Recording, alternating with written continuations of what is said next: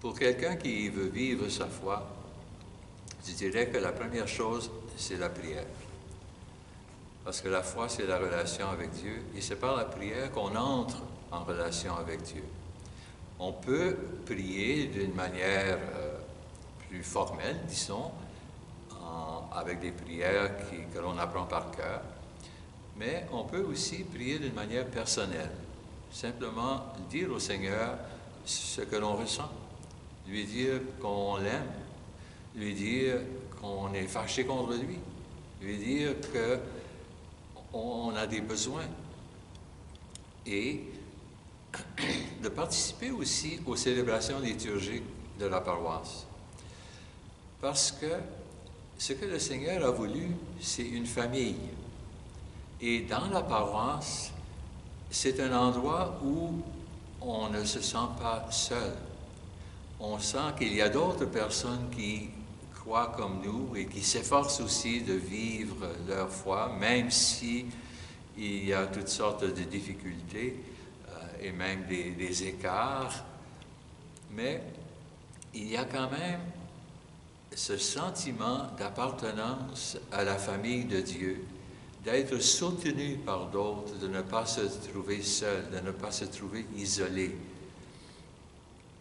Et je dirais aussi d'examiner sa propre vie à la lumière, si possible, de la parole de Dieu.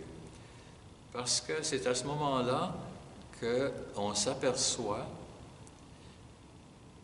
que ou bien on fait ce que l'on devrait faire et qui va nous rendre heureux et nous permettre de vivre dans la paix, ou qu'on ne le fait pas, ou même qu'on fait le contraire.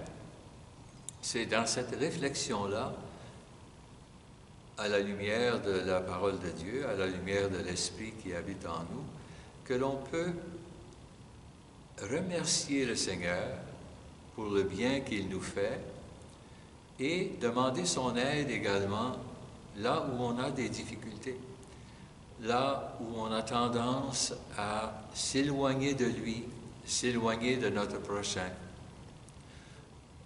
De nos jours, par exemple, cette manie de l'électronique, de toujours être devant un écran. Cela nous isole complètement, isole des autres, isole de Dieu, et ça laisse un vide dans notre vie. Des images à l'écran ne peuvent pas combler les désirs de notre cœur. Seules les relations personnelles peuvent faire ça. Les relations personnelles avec les gens qui nous entourent, nos parents, nos enfants, nos amis, nos collègues de travail. Et surtout, la relation avec Dieu.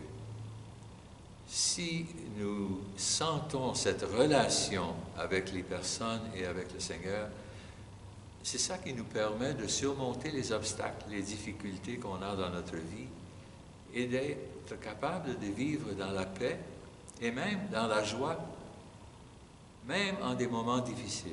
Parce qu'on sait que les autres sont là pour nous aimer, on sait que le Seigneur est là pour nous aimer et on sait que ultimement, notre bonheur va au-delà de ce monde et qu'on est capable d'accepter quelques souffrances ici-bas avec la force que le Seigneur nous donne en vue d'un plus grand